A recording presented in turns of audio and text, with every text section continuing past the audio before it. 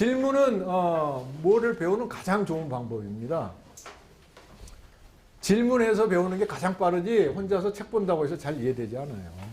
예컨대 여러분들이 회사에 가가지고 회사에서 무슨 일을 맡겼는데 그 이제 윗사람이 야 이거 일을 해야 되니까 일을 설명을 해. 무슨 일을 할지. 설명한다고 그게 다 머릿속에 들어옵니까? 안 들어오죠? 그러면 그 설명하는 거를 잘 이해하는 사람도 있을 거고 이해 못하는 사람도 있을 텐데 어디서 판가름이 날까? 질문을 한 사람들은 잘 할 거고 질문을 안 한 사람들은 이해가 잘 안 될 겁니다. 이해가 안 되면 어떻게 돼? 일을 잘 못하죠. 공부도 마찬가지예요. 여러분들은 이해한 것 같지만은 이해 못하고 넘어갈 수도 있고 뭐 그러면은 이해한 것 같으면 질문을 물론 안 하겠죠. 그렇지만 아리송한 거 있으면은 무조건 질문을 해야 된다. 그 얘기야. 그래서 여러분들이 질문을 해야 된다. 그래서 질문 있으면 무조건 질문하라. 그리고 질문하는 거를 부끄러워해서는 안 된다. 왜 안 되냐? 이 질문을 못 하는 게 이게 질문을 안 하는 게 굉장히 떳떳하게 여기는 것 같은데 여러분들 그 EBS 프로 본 적 있습니까? 이러면 뭐 대답을 못 하겠죠. 내가 무슨 프로라고 얘기를 안 했으니까. 뭐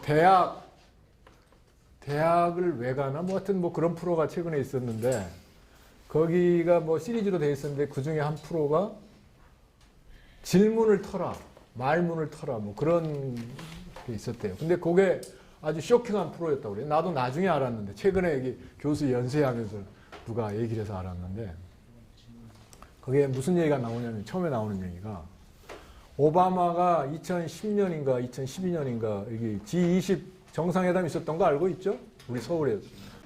그 2012년 G20 회담을 끝나고 이제 폐막 기자회에서 오바마가 이제 폐막 기자회견을 쭉 하는데 기자단이 쭉 모여 있겠죠. 오바마는 미국 대통령이니까 미국 대통령 세계 최고 아닙니까? 뭐 이런 말에서 뭐 어떻게 생각할지 모르지만 그건 객관적인 사실이죠.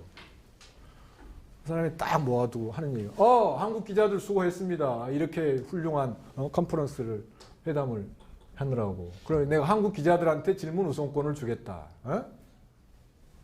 질문하시오. 아무도 안 해.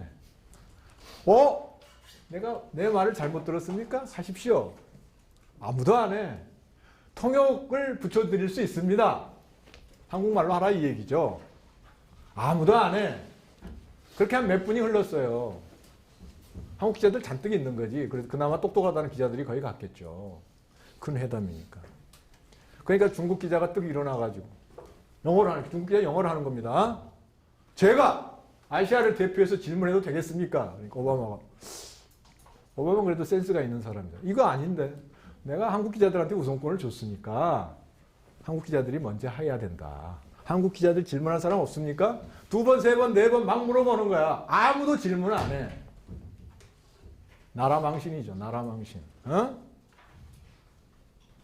기자가 뭐 하는 사람입니까? 질문하는 사람이 기자들이야. 기자가 어떻게 모든 사건을 알겠습니까? 지들이 무슨 뭐 전지전능한 신도 아닌데. 질문해서 사건을 파헤치는 거 아니에요. 담당 관련되는 사람들 질문하고 물어보고 이런. 근데 질문할지 모르더라고. 이런 멍텅구리들. 그러니까 뭐라고 그래? 기레기. 벌써 기레기가 돼 있더라고 내가 보니까. 그게 완전히 쇼킹해가지고 막 EBS에서 그걸 다시 해가지고 교육에서 이래서는 안 된다. 그래가지고 그거 딱 보여주고 그 EBS 다른 기자들한테 물어보더라고. 당신 같으면 질문했었습니까? 그러니까 거기 딱 여자 기자가 일어나. 나도 못했을 것 같다. 뭘 그게 똑똑하다고 못했을 것 같다고 그래. 당연히 질문해야 됩니다.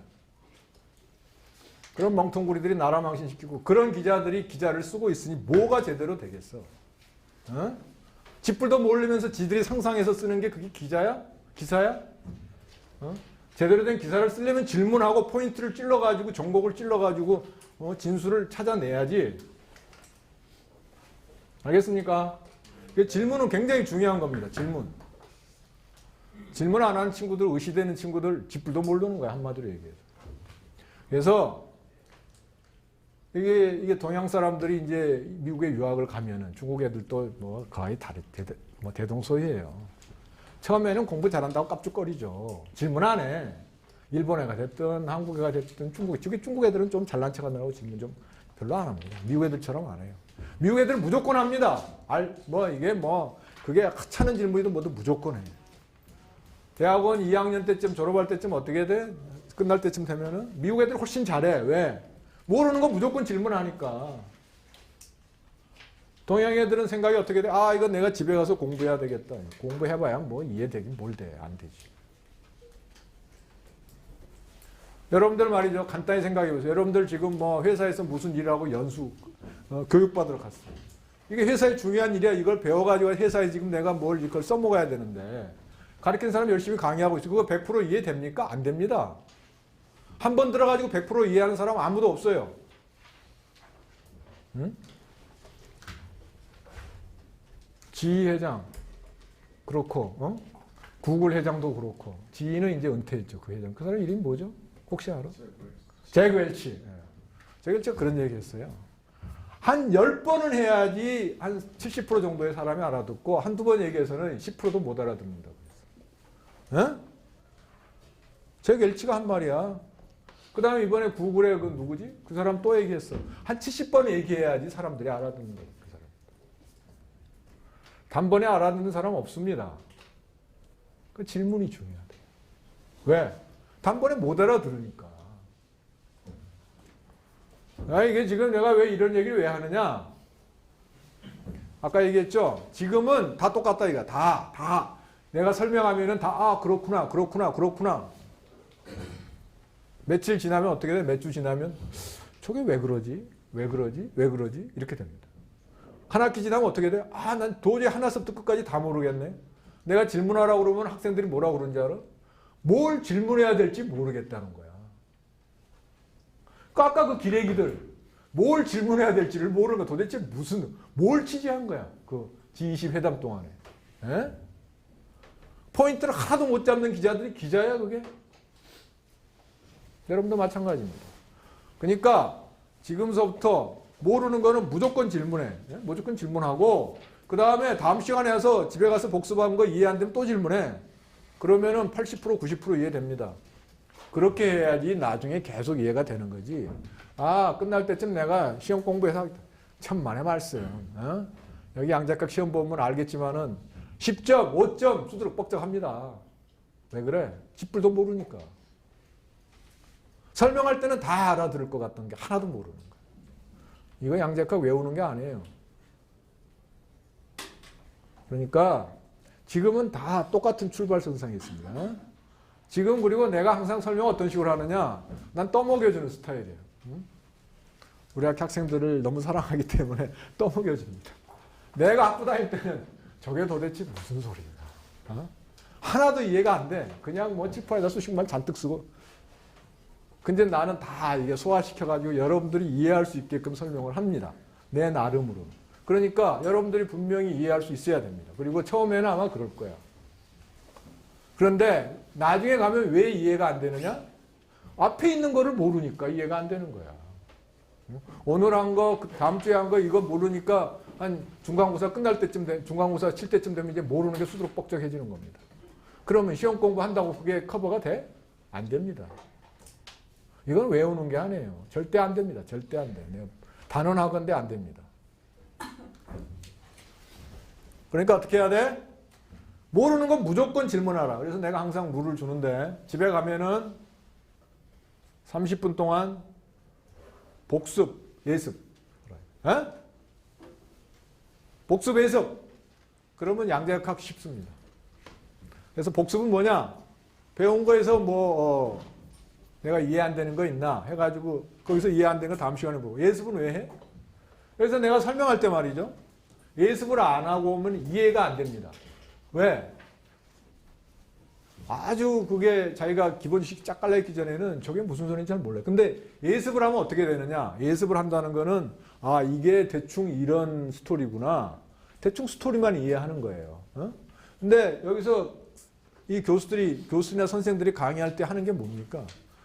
그런 스토리를 이해되게끔 이렇게 설명하는 사람들이 이게 강의예요.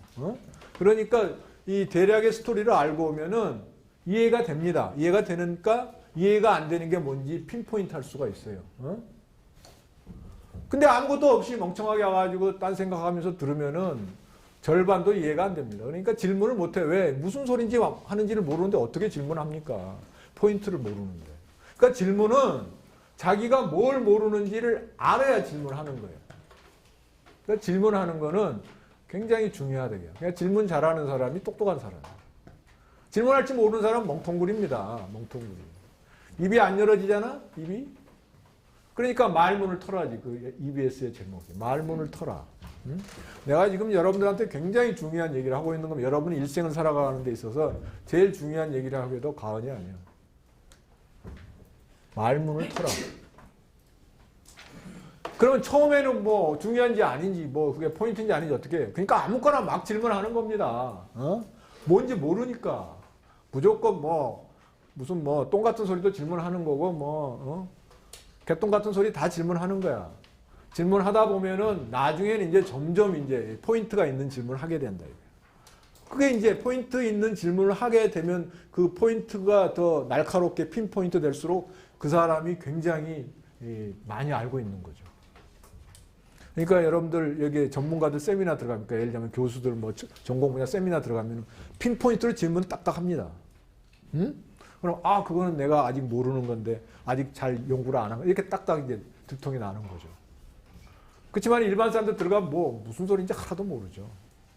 그러니까 질문을 핀포인트에서 할 수 있는 능력은 굉장히 그 중요한 능력이고 그런 능력이 필요하지만은 그게 하루아침에 길러지지 않는다. 그러니까 어떻게 해야 돼? 여러분들은 똥이 됐든 뭐 저기 쓰레기가 됐든 아무 질문이나 쓰레기 같은 질문도 막 해야 된다 이거야. 기레기처럼 하지 말고. 그래서 그 이스라엘의 그 유치원하고 초등학교에서는 선생님이 질문해라. 그러면 학생들이 다 손을 들어. 내가 그거 EBS 그 프로에서 봤어요. 우리나라도 초등학교까지는 그러는 것 같아. 비슷하게. 중학교 가면 이제 안 듭니다. 고등학교 고개 숙이고 자요. 대학교 딴짓거리 하고 있어. 이러니까 기레기들이 양상되는 겁니다. 그래서는 안 되겠다. 우리나라 굉장히 저력 있는 나라입니다. 알고 있어요? 모르지? 아까 내가 기레기라고 그랬지만은, 그러니까 우리나라 이 분야가 처진 분야가 몇 개 있어요. 언론이 좀 개판이고, 정치가 개판이고, 다른 건 다 잘합니다. 우리나라가 미국하고 중국의 국토가 한 100분의 1? 그 정도밖에 안 됩니다. 우리 남한만 보면. 알고 있어요? 인구는 중국의 30분의 1, 미국의 7분의 1, 일본의 2분의 1도 안 됩니다. 그런 나라인데 세계에서 내놓으라 하는 그 중요한 회사들은 다 몰려 있어. 자, 볼까요? 전자회사 넘버원 어디야? 삼성. 소니? 아니야. 파나소닉? 아니야. 도시바? 아니야. 아니야. 삼성. 철강회사 어디야? 포스코. 세계에서 1위입니다. 생산량은 1위가 아니지만 1위가 생산량이 1위인데는 아르셀로미탈이라는 인도 사람이 만든 제철 회사인데 그거는 지금 망하기 일보 직전이야. 막 인수해가지고 막 지금 팔고 있어요. 공장을. 돈이 없어요. 그래서 제일 알찬 회사가 포스코입니다. 이윤이 제일 높아. 기술도 제일 거의 앞서 있죠. 자, 전자, 제철, 조선 1위부터 5위까지 한국 회사가 이겁니다. 1위부터 5위까지 다 한국 회사야, 조선은. 그 다음에 또 뭐? 자동차? 거의 지금 1위를 바짝 뒤쫓아가고 있습니다. 여러분들 잘 모르고 있지만은 현대 기아차가 1위를 바짝 뒤쫓아가고 있어요. 여러분들 그렇게 생각 안 하죠? 1위가 어디야? 뭐 중얼중얼 하지 말고 질문하면 똑바로 대답을 해야지. 뭐야, 어디? 독일 어디? 뭐 이게 회사 이름도 모르고 그래, 독일의 폭스바겐이야. 폭스바겐. 2위가 어디야? 도요타. 뭐 도요타가 작년에 이겼다가 지금 1위, 2위 서로 간발의 차이입니다. 3위가 GM입니다. GM. 근데 GM은 망했던 회사예요. 알고 있어요? GM이 파산했어요. 파산. 몇 년 전에. 파산해가지고 미국 정부에서 그 회사를 사가지고 다시 새로운 회사로 만든 거야. 그래서 그 전에 GM의 경우는 GM에 있다가 은퇴한 사람들도 다 의료보험이 커버를 해줬어요. 그러니까 회사가 망하지. 은퇴한 사람까지 의료보험, 미국은 의료보험이 오죽 비쌉니까? 알고 있죠? 그러니 회사가 망할 수밖에. 그러니까 이제 파산시켜 놓으면 이제 회사가 없어졌으니까 은퇴한 사람들, 뭐 어떻게 돼? 의료보험 다 이제 없던 걸로 해버린 거예요. 그러니까 GM의 은퇴자들은 이제 의료보험이 없는 겁니다. 비참하죠, 한마디로. 그게 GM이 망했다가 다시 어떻게 겨우겨우 살아난 게 지금 3위입니다. 옛날에는 부동의 일이었죠. 그 망하기 전에는.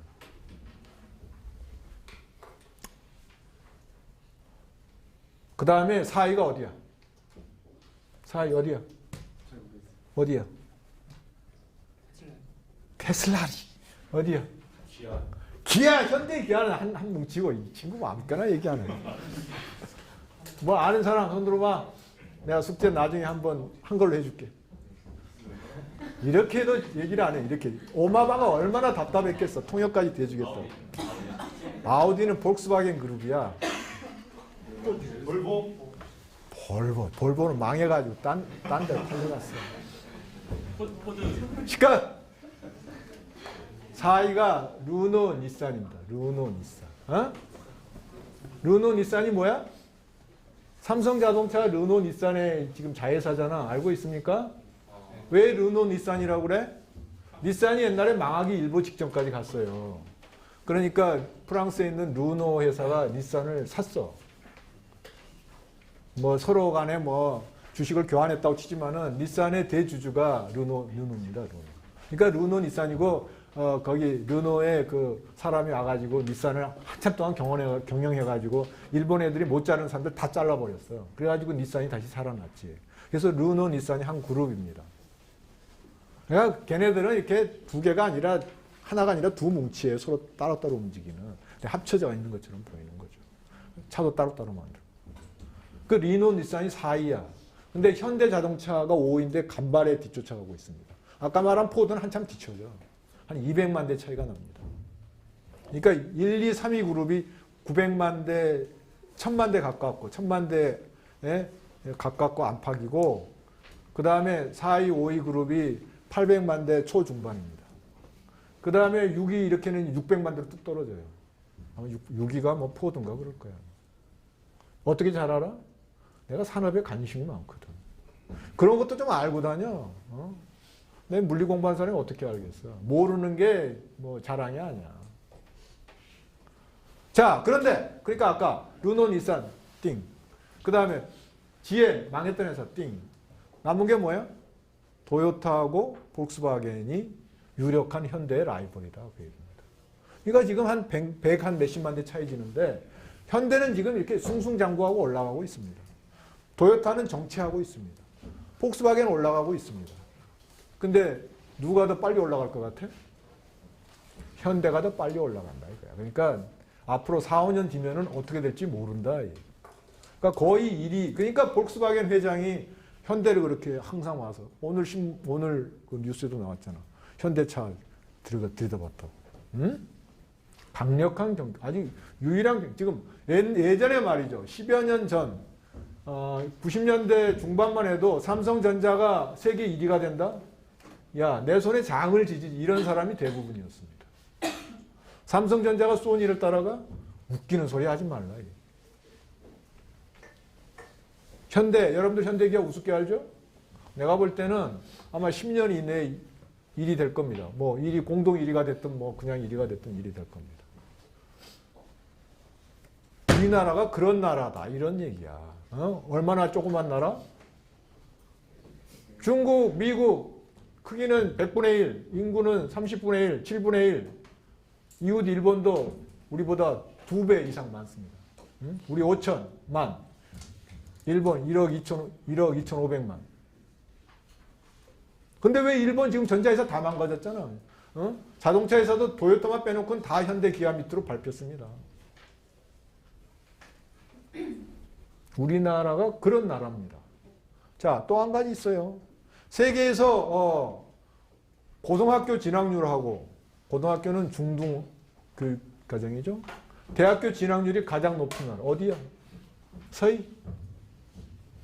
어디? 그렇죠. 우리나라입니다. 나는 이렇게 다 이렇게 암시를 쥐고 질문합니다. 우리나라가 세계에서 고등학교 진학률, 대학교 진학률 세계 최고예요. 근데 우리나라 지금 고등학교 무상교육입니까? 아닙니다. 소위 말하는 선진국들은 다 고등학교 무상이에요. 의무교육이라고. 그럼에도 불구하고 돈 내고 다니는데도 우리나라가 벌써 90년대부터 세계 최고예요. 99%야. 고등학교 진학률. 대학교 진학률도 그렇습니다. 우리나라 대학교 지금 등록금이 세계에서 두 번째로 높아. 미국 그다음이 한국이에요. 대학 등록금이. 다 알고 있는 사실이에요. 근데 미국은 우리나라보다 국민소득이 2배 높잖아. 그러니까 우리나라가 실질적으로는 제일 높은 거야. 국민소득으로 따져보면. 그럼에도 불구하고 대학을 제일 많이 갑니다. 80%, 70%, 80% 이미 보편화됐다고 그러죠. 그런 나라 없어요, 세계에. 고교 진학률 그 다음에 2위가 몇인 줄 알아? 97%입니다. 그러니까 2%가 딱 떨어져. 그 다음에 95% 또. 그래서 우리나라가 어떤 나라야? 문맹률이 세계 최저입니다. 문맹률이. 문맹률 뭔지 알죠? 그럼 이제 그걸 가지고 뭘 얘기할 수 있어? 우리나라 국민의 지식 수준은 세계 최고다. 이거. 세계 최고. 이런 나라입니다. 정치가 개판이라 지금 이 판이지 정치만 잘 돼봐. 우리나라는 그냥 뜹니다. 그냥 떠. 그래서 내가 정치가 제대로 안 되면 내가 앞으로 정치할 거야. 어떻게 생각해? 잘할 것 같지? 응? 그런 나라입니다. 그러니까 여러분들도 질문 잘해가지고 잘하면 아주 훌륭하고. 그래서 우리나라도 이렇게 지금 우리나라 대학 교육이 엉망진창이에요. 한마디로 얘기해서. 대학은 굉장히 많고 대학도 많이 가는데 수준이 개판이다 이 말이 한마디로. 그러니까 그 대학 수준을 쫙 끌어올리면은 일당백이 되겠죠. 우리나라 세계 최고 되는 거예요. 세계 최고라는 거는 뭐 나라를 넓히고 뭐 다른 나라를 합병하고 이게 아닙니다. 지금은 그럴 필요가 없잖아요. 국경이 이제 의미가 없어져 갑니다. 세계 최고는 그 나라의 학문이 발전하고 과학기술 발전하고 문화가 발전하고 그 사회복지제도가 발전한 게 세계 최고가 되는 겁니다. 그러면 그 나라로 모든 세계의 인재들이 몰려들 거 아닙니까? 세계 인재들이 몰려들면 어떻게 돼?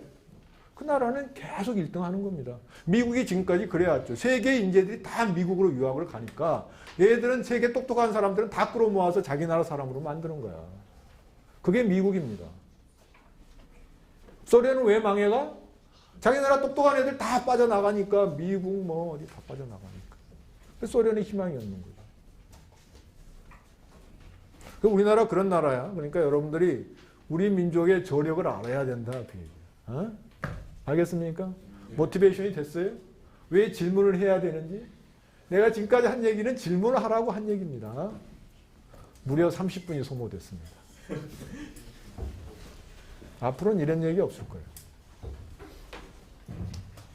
엄청난 저력을 갖고 있는 우리 민족이다. 결에. 여러분들 해가지고 내가 볼 때는 아마 조만간에 이제 뛰어난 노벨 물리학 받은 사람도 나올 거고 뭐 화학상 받은 사람도 많이 나올 겁니다. 앞으로. 그것도 잘해야 돼. 과학기술도 잘해야지. 저기 강에다가 20조씩 쳐갖고 말이지. 이래가지고 되는 게 없다 이거야. 이거를 5년 동안에 20조를 만약에 과학기술에다 투자를 해봐. 지금 벌써 달나라로 로켓도 쏘아 올린다고 그러고 있을 겁니다. 이 멍청한 사람들이 지도자가 되면 안 됩니다. 똑똑한 사람이 지도자가 돼야 돼요. 그 지도자의 중요성 한마디만 하고 끝나고 하지 말까? 지도자의 중요성에 대해서 얘기를 듣고 싶은가 아니면 그냥 우리 본론으로 낭작학으로 들어갈까? 한마디만 하겠습니다. 지도자 엄청 중요합니다. 왜 중요하냐? 사람들이 죽고 살고가 다 지도자한테 달렸다. 아주 단적인 얘기만 하나 하겠습니다. 임진왜란 때 말이죠. 우리나라가 지금 이 대한민국이 이렇게 지금까지 명맥이 유지된 거는 나는 이순신 장군 때문이라고 생각을 합니다. 결정적인 게 뭐야? 명랑입니다. 명랑. 울돌목 전투. 여러분들 명랑 안 본 사람 손 들어봐. 뭘 자랑스럽게 손들고 그래. 가서 집에 가서 봐. 명량해전이 우리나라를 지켜준 결정적인 전투예요. 응? 그 이순신 장군이 말이죠. 그 전에 얘기로 돌아가면은 이순신 장군이 이제 전라 자수사로 갔죠. 근데 우리나라 자수사가 여러 명이 있었어요. 그 당시에. 봐. 경상 자수사, 우수사, 전라 자수사, 우수사, 충청 충청도가 자수사, 우수사 있는 모르겠는데 한 5-6명 됐다고. 그러니까 수사가 5-6명, 그러니까 이순신 장군 같은 사람이 5-6명 있었어요. 그 중에서 거북선 만든 사람은 이순신 장군밖에 없어. 다른 사람들 다 뭐 하고 있어? 다 띵까띵까 하고 있었다 이 얘기지. 그러니까 이순신 장군이 그 해군력을 빌드한 거는 나라에서 해준 게 아니에요. 그 사람이 앞날을 걱정해서 혼자 살 수 있는 걸 막 한 겁니다. 그래가지고 이 해군력을 빌드업을 해가지고 잘 이렇게 그 이순신 장군은 적어도 임진왜란, 정유재란 기간에는 백전백승이 한 번도 진 적이 없어요. 알고 있죠? 그리고 그 명량해전이 마지막 해전은 아닙니다. 그렇지만 결정적인 해전이에요. 근데 왜 결정적인 해전이냐? 그 일본 애들이 그 정유재란을 일으켜가지고 이제 다시 재침을 해서 올라가려고 그러는데 얘들이 그 서해안으로 돌아가지고 한양을 이제 딱 치려고 그런 거야. 근데 그렇게 되면은 중간에 있던 조선군들은 다 도간에든 지가 되는 거죠. 그러면 끝나는 거야. 끝나는 겁니다. 그러니까 나라 끝나는 거예요. 근데 선조가 그러면 그걸 막을 위인이냐? 아닙니다. 이게. 임진왜란이 일어나자마자 우주로 도망갔잖아. 불나게 서울 불태워버리고. 그런 지도자가 이승만하고 똑같은 사람입니다. 이승만 어떤 사람입니까? 내려가는 건 좋은데 한강에 사람 지금 도망치고 있는데 거기 폭파시키고 내려갔잖아. 얘기도 안 하고. 이게 지도자입니까? 똑같은 사람이 똑같은 사람. 그런 사람들이 지도자를 했기 때문에 지금 우리나라가 더 발전될 게 안 되고 있는 겁니다. 어쨌든 그거는 사이드고. 자, 그래서 이 일본 애들이 전술이 이쪽으로 와가지고 해군력을 이용해서 와가지고 한양을 딱 근데 그 당시에 내가 하려고 하는 얘기 이겁니다. 이순신 장군이 삼도수군 통제사에서 쫓겨나기 전에 전 함대의 그 함선이 몇 척인지 아는 사람 손 들어봐. 어? 13척. 좋아한다. 통제사 그만둘 때 13척밖에 없었어? 100척? 막 멋대로 찍는구만. 300척 있었어. 300척. 대포는 3,000문이 있었습니다. 그 다음에 엄청나게, 그러니까 그 당시에는 우리가 서양하고는 비교는 했습니다. 세계 최강이 세계 최강. 어? 함대가. 그러니까 일본 애들이 이순신 장군 못 건드렸지. 그러니까 풍신수길이 뭐라고 그래서 도요토미 히데요시가 이순신을 만나면 무조건 피해라. 이게 자기네 함대한테. 그러니까 그렇게 했어요. 그래서 실제로 애들이 이순신을 나오면 그냥 피해버렸다고. 근데 이제 그러니까 이게 이순신하고는 상대가 안 되니까 일본 애들 꾀를 낸 거지. 무슨 꾀를 냈어? 이관계죠. 이관계. 알고 있죠? 그래가지고 첩자를 시켜가지고 야 우리가 조선으로 일본 함대가 언제 쳐들어오니까 그때 이순신을 시켜가지고 이순신으로 그 함대를 치시오 하게끔 이제 조선 조정을 꼬드긴 거죠. 첩자가. 그걸 믿었지 이 멍청한 선조가. 그래가지고 야 너 왜 칠했는데 안 치냐. 그러니까 이순신은 어떻게 칩니까? 일본 함대 숫자는 엄청 많은 그리고 언제 오는지도 확실히 불확실한데 바다에 나가서 기다리다가는 박살나지. 그건 지는 지겠지. 그러니까 안 나갔죠. 그랬더니 이게 임금 말을 안 들어 이리 올라와. 이 자식이 역적이야. 그래가지고 죽이려고 그랬는데 누가 상수하고 그래가지고 겨우 목숨만 살려가지고 감옥에다 쳐넣었죠. 그때 우리 조선 함대의 사이즈가 엄청났다 이거야. 전함 300척. 그중에 물론 거북선도 있었겠죠. 그 다음에 대포니 화약이니 다 있었다. 군량미도 충분하고. 그거를 누가 물려받았습니까? 여러분들이 잘 알고 있는 원균이 물려받았죠. 원균이 또 그걸 고자질했거든. 제가 갈 수 있는데 안 가고 있습니다. 그러니까 선조가 원균도 그렇게 얘기하잖아. 이 자식 들어가서 이렇게 이제 역적이 이렇게 된 거죠. 그 다음에 근데 원균도 본인도 그런데 선조가 뭐라고 그래? 이 멍청한 사람들이 있으면 야, 근데 너 왜 너는 통제사 된 다음에 가서 일본군을 안 치냐? 이렇게 된 거예요. 왜 공격 안 하냐? 어? 그래가지고 이제 선조가 그때 도원수가 권율입니다. 지금으로 말하면 총참모총장이죠. 권율한테 이러니까 권율이 원균 불러가지고 야, 너 임마 임금님이 가려는데 왜 공격 안 해? 그러니까. 그리고 곤장을 쳤어. 어? 옛날엔 그랬나 봐. 총참모총장이 그 밑에 해군 참모총장을 곤장을 친 거야. 그러니까 원군이 얼마나 화가 나겠어. 술 먹었죠. 술 먹고 그래. 그럼 축전하겠다. 그 다음날 축전한 겁니다. 아무 준비도 없이. 그래서 어떻게 됐어? 당일로 박살났어. 일본 애들이 그 정보를 알고 기다리고 있었다고 숨어가지고 쳐가지고 완전히 대패했죠.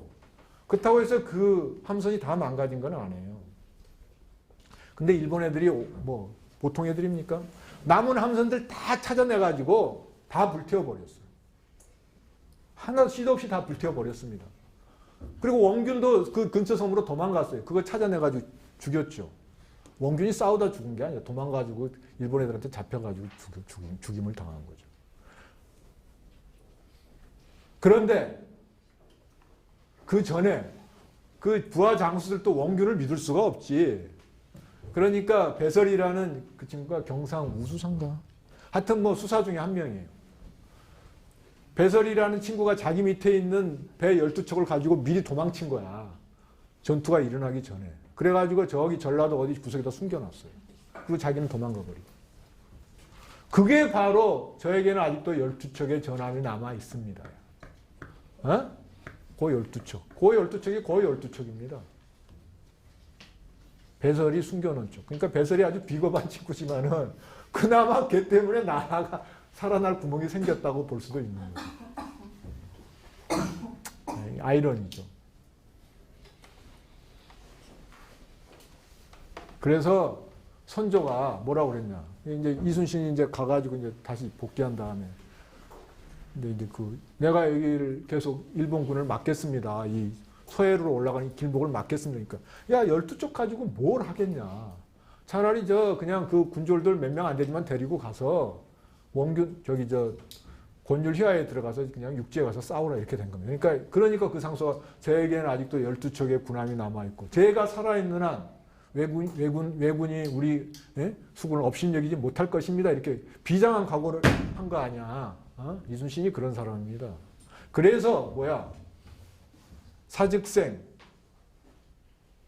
생즉사 맞습니까? 잘 모르겠네. 갑자기 얘기하니까 생각이 안 나네. 그래서 죽는 게 사는 것이고 사는 게 죽는 것이다 이렇게. 그 뜻은 여러 가지로 의미할 수가 있겠지만은 그 당시에 이순신은 이길 거라고 예상을 안 했어요. 왜냐? 일본 함대가 거기 울돌목에 쳐들어온 함대가 400척이 넘습니다. 실제로 그 울돌목으로 들어온 배가 130몇 척이라고 지금 얘기되고 있어요. 왜? 울돌목이 너무 좁아가지고 나머지는 다 뒤에서 대기하고 있고 130척만 일단 들어온 겁니다. 근데 그 들어온 배들이 이제 이순신한테 깨져가지고 도망가니까 다 그냥 물러간 거죠. 그러니까 130척 대 13척, 그러니까 13척은 이제 추가로 이제 거기에 민간인 배를 하나 징발해가지고 13척이 된 건데, 그걸 가지고 이긴 거예요. 그러니까 도저히 이길 수 있다고 생각을 안 하고 일본 애들이 왜 그렇게 여유만만하게 쳐들어왔겠어요. 얘는 분명히 이긴다 이거야. 13척밖에 없는데 무슨 수로 걔들이. 그래서 일본 애들도 이길 거라고 생각하고 이순신도 이길 거라고 생각을 안 한 겁니다. 다만 죽는 게 사는 거다. 실제로 죽는 게 사는 거라고 생각을 한 거예요. 그렇지만은 그렇다고 해서 포기한 게 아니라 무대뽀를 한 게 아니라, 그렇지만은 이 환경에서 죽을 각오를 한번 최선을 다해서 막아보자 그랬는데 천우신조로 이긴 겁니다. 그러니까 천우신조라고 이순신이 표현을 했어요. 천우신조가 뭔지 알죠? 하늘의 도움으로. 기적이지, 기적. 기적입니다. 근데 거기서 졌으면 어떻게 됐어? 거기서 졌으면 일본군이 이제 슉 물밀고 올라가지고 한양을 바로 점령하죠. 우리나라 끝이지.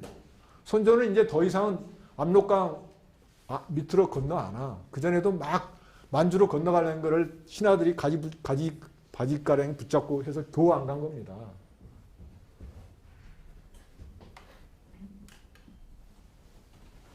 그런데 일본 애들이 그러면 한국을 합병한 다음에는 예를 들자면 청나라가 원나라가 고려 남겨둔 것처럼 한국을 남겨뒀어? 남겨뒀을 것 같아? 이미 각본이 짜여져 있습니다. 여기 조선 출정한 그 밑에 있는 신하들한테 다 어디 나눠주겠다고 각본이 짜여져 있었다 이 얘기야. 그거 어떻게 돼? 한국은 이제 역사 속에서 사라지는 거지. 조선은. 실제로 오키나와가 1800년대 후반에 일본에 합병됐습니다. 지금 오키나와가 독립된 국가예요? 아닙니다. 조선도 우리 대한민국도 8.15 후에 독립이 안 돼. 만약에 일본이 전쟁이 안 졌으면 일본에 끝나는 거지. 조선이라는 아이덴티티가 한국이라는 아이덴티티가 없죠. 대한민국이라는 아이덴티티. 근데 이미 임진왜란 때 그럴 뻔했다 얘기야. 그걸 막아낸 사람이 이순신이다 이게 죽을 각오로. 응? 근데 내가 아까 했던 얘기는 지도자가 왜 중요하냐? 이순신이 그렇게 이 빈 손에서 이게 300척의 이 막강 함대, 이 아시아 최강의 함대를 구축해 놨는데 그걸 하루아침에 망가뜨렸다. 이게 군인 자기 부하들도 다 죽게 만들고. 지도자가 그렇게 중요한 겁니다. 여러분들 지도자 잘 뽑아야 돼요. 지도자 못 뽑으면은 나라가 하루아침에 풍지박산이 날 수가 있다. 그렇기 때문에 지도자가 중요하다. 이런 얘기죠. 이 얘기는 이제 그냥 여러분한테 덤으로 해준 겁니다. 오케이. 자, 그러면은 원론은 뭡니까? 질문을 잘하자. 네. 질문을 잘해야지 똑똑한 지도자도 될 수가 있고, 우리 민족의 저력을 발휘할 수 있는 그런 강한 나라도 만들 수가 있다. 이거.